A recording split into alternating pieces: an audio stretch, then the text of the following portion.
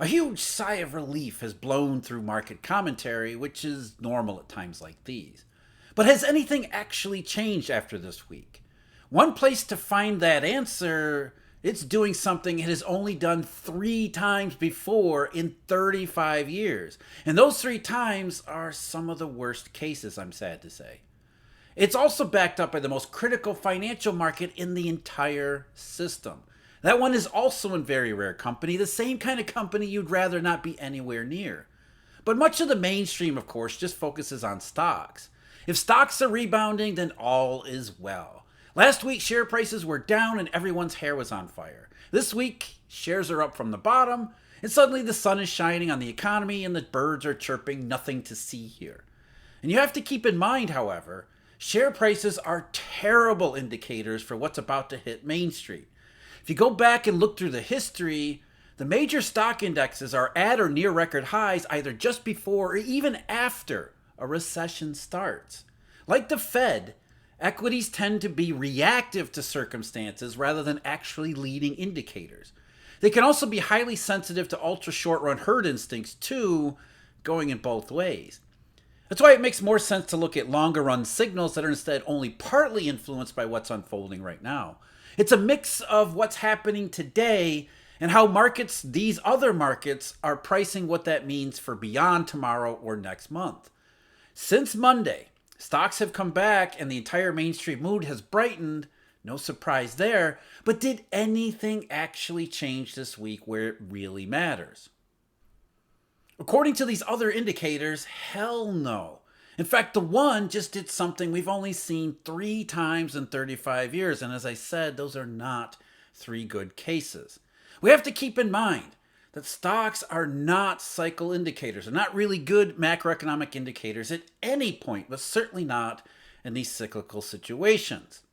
The stock market, for example, go back to the last cycle, hit its record high in early October 2007, just after the Federal Reserve in the middle of September of that year voted for a 50 basis point rate cut, the first of that cycle. And of course, the immediate reaction to that rate cut was euphoria.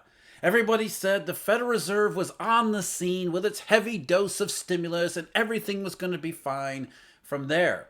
And on the day the stock market hit its high, CNN reported this. Joe Balestrino, a senior portfolio manager for fixed income investments at Federated Investors in Pittsburgh, he said investors may be coming to the realizations that the Fed's half-point rate cut may keep the economy from sliding into a housing-induced recession, and that the worst may actually be over. One could conclude that order has been restored to the financial markets. This may just be a growth slowdown with modest inflation, Balestrino said, adding that this is, quote, a quasi-Goldilocks scenario similar to the mid-1990s. And that, of course, was again late 2007, mere months away from the start of the Great Not Recession, already with a global monetary panic underway. Stocks were still heading higher. And still heading higher under the belief that whatever trouble might have been heading everyone's way, the Federal Reserve would handle it with rate cuts. Of course, we found out not too much longer after then, none of that was actually true. Before that, the dot-com bust. Obviously, the stock market overall had turned lower before the recession began because, in this case, the stock market bust actually created the recession. It precipitated the recession. But even some of the more macroeconomic focused stocks, like those in the Dow Jones Industrial Average, those were not strong cyclical indicators whatsoever. In fact, if you go back and look through the Dow Jones Industrial Average history, what you see is that there was a drawdown in the index in February and March of 2001. This was after the Fed started cutting interest rates, so everyone was already on edge. And it followed a year in 2000 where the Dow Jones, unlike the NASDAQ, was more sideways to slightly lower at times. But then there's a major rebound heading into May of 2001 after the recession has already begun. And that rebound in April and May of 2001 was predicated in large part on the aggressive series of rate cuts from the Federal Reserve. But it didn't last very long because, as I talked about in the recent video, unemployment began to surge May, June, and on the rest of the dot-com recession from there. As unemployment surged, suddenly the Dow Jones Industrial Average and a lot of stocks like it, including the S&P 500, reacted to that surge in unemployment. That's where you see the big drop in the DJIA. Before that, in the 1990 recession, 1991 S&L recession, Alan Greenspan was experimenting with rate cuts. And initially, it seemed like before, rate cuts were well received by the marketplace. In fact, the New York Times reported in the middle of July of 1990, "It's been a Greenspan week," said Peter G. Grennan, head of stock index futures trading at Shearson Lehman Brothers. Stocks had jumped sharply on Thursday after Mr. Greenspan said a reduction in interest rates might be necessary to encourage more commercial lending. Keep in mind, back in late 1980s and early 1990s, the Fed didn't really announce its intentions. While it was already targeting the federal funds rate, there were no press releases or no press conferences or anything else. The market had to sort of tease out what the Federal Reserve was actually doing. And so the market figured out, and Greenspan kind of commented and kind of confirmed, that there was rate cuts from the Fed coming in the federal funds market. That's what they were referring to. And the Dow Jones Industrial Average actually hit above 3,000, which was a record high at that time, right when this was taking place. Go back to the New York Times. Amid signs that the Federal Reserve had acted to lower interest rates, the Dow Jones Industrial Average briefly broke through the magical 3,000 barrier yesterday.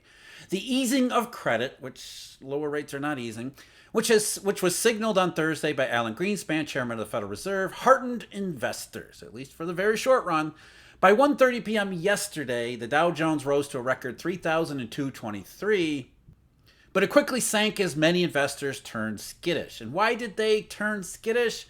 Because the S&L recession of 1990 and 1991 had already begun, just as the DJIA is hitting its record high above 3,000. Of course, it didn't close above 3,000, wouldn't until after the recession. But anyway, the initial period, if you were looking at the stock market, you would have thought nothing wrong whatsoever. Right as the recession is already beginning, the unemployment rate is starting to surge in its non-linear fashion.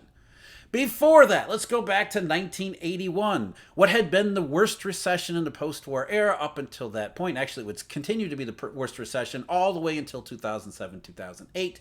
And yet again, mere months before that recession was to begin, here you have the Dow Jones Industrial Average not hitting a record high, but almost coming close to one that it had set almost a decade before. Remember, stocks did not have a good decade in the 1970s. But here they were coming out of the later 70s and really the early 80s after the 1980 recession on the rise. Share prices were looking positive. And then just a couple months later, bam, another huge recession begins and share prices plunge as the unemployment rate goes up. And this also reminds us that not only are stocks not a good indicator of what's happening, they're at best a coincident or really a lagging indicator. They also do not react well to interest rate cuts or interest rates going lower. Whether it was in 2007 and 2008, the initial rate cut from the Fed in 2007 received positively, but none of the rest were. In 1990, for example, same thing. Share prices were up until the Fed started cutting rates, and then the aggressive series of rate cuts from the Fed later on in 1990, the stock market was already heading lower. That's a myth too. Rate cuts are not a friend of the stock market because rate cuts don't work in the real economy. Once unemployment starts to go up, the Fed starts to react with its rate cuts, and then the stock market reacts to both, not by rising, but by falling precipitously. So if the stock market doesn't really tell us much about the condition in the real economy and the stage of the cycle that it might be experiencing, what does? Well, we don't have any timing indicators outside of the bull steepening in the treasury market, but as far as fundamental views of the underlying circumstances and really what's happening for the real economy, we can turn to a couple different places. We've got a couple of indications that really do give us a very fundamental mix of short run as well as intermediate term and long run and longer run factors all combined into useful signals and indicators. One of those, which I've talked about a lot, copper to gold. This one should be for obvious reasons, and it should be everywhere because not only is it a really easy signal to understand. It is thoroughly corroborated all across history and all across various dimensions in the financial system and the monetary system too, which makes it a more compelling indication. You've got physical characteristics of copper in the real economy in a very real sense. You've got some financial characteristics in gold, hedging, deep hedging, real big time error hedging. And those corroborate with, as I said, everything else. So when copper's up and gold is down, the copper to gold ratio goes up, and that's generally a positive signal. And the higher it goes, usually the better things are.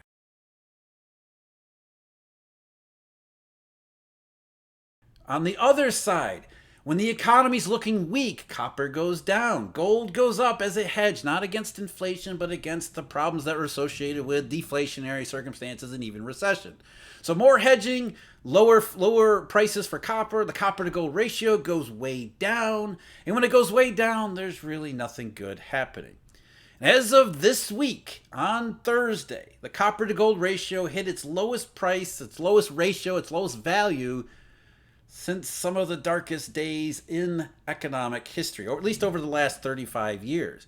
The copper to gold ratio, we haven't seen it this low since on the way down February into March of 2020. So we're already in very rare territory where the markets back and the entire global system back in February 2020 was getting the sense that maybe this was going to be a bigger issue, the pandemic and the reactions to the pandemic at that time. So copper to gold equal to February, March of 2020. It's also in the same general territory the second time in that 35-year period, May to September of 2016, which was a very near recession in the United States. It was an utter chaos and collapse in many places, especially in emerging markets. The Chinese economy was hard landing fears there. So middle of 2016 was not a good time for the world. And then the only other time we've seen copper to gold ratio this low, December 2008 and February and into March of 2009. The absolute worst parts of the, first of all, global monetary panic and the Great Not Recession. So copper to gold this week, after the rebound in share prices, following everything that's happened, continues to move lower.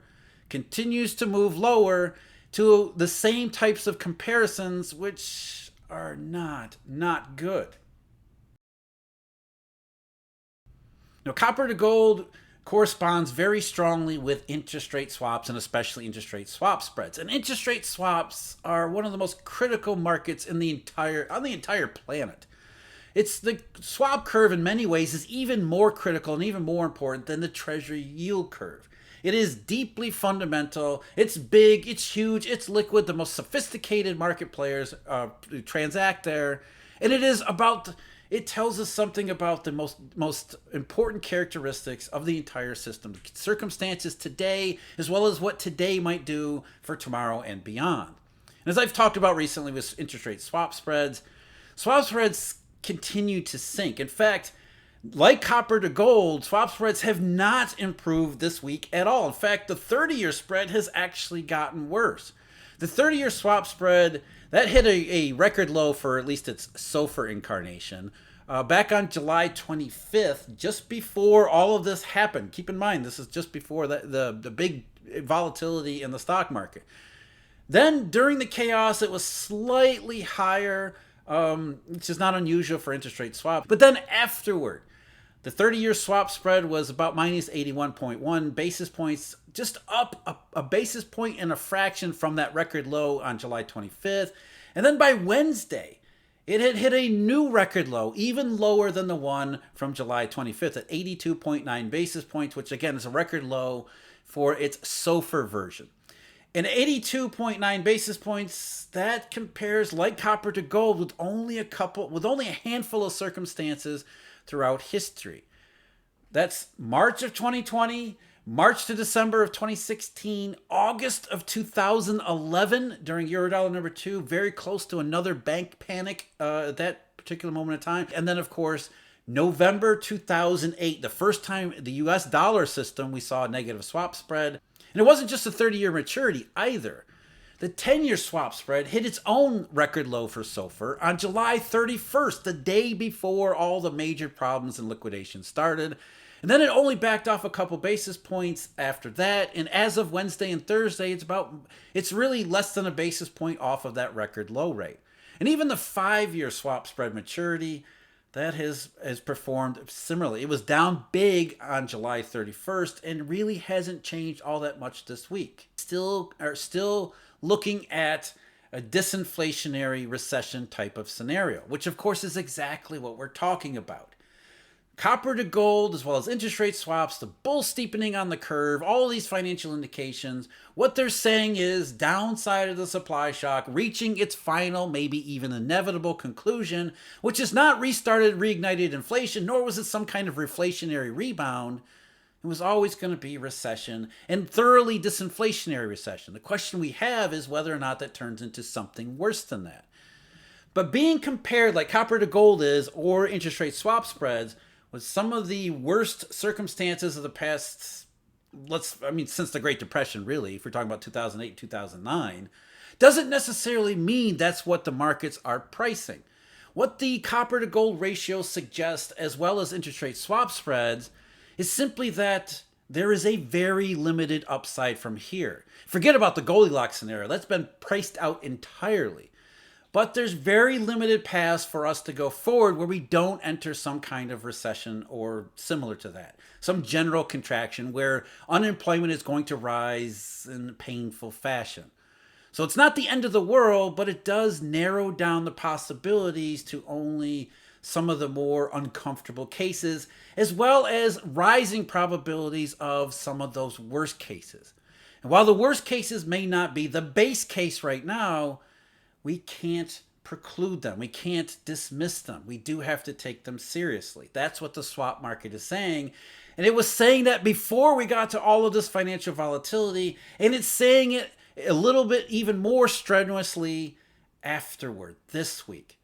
So while everyone is talking about, hey, stocks are back up, it's all sunshine, we overreacted last week, the real key fundamental markets have said nothing has changed. If anything, we're even more confident in everything that's been priced up until now.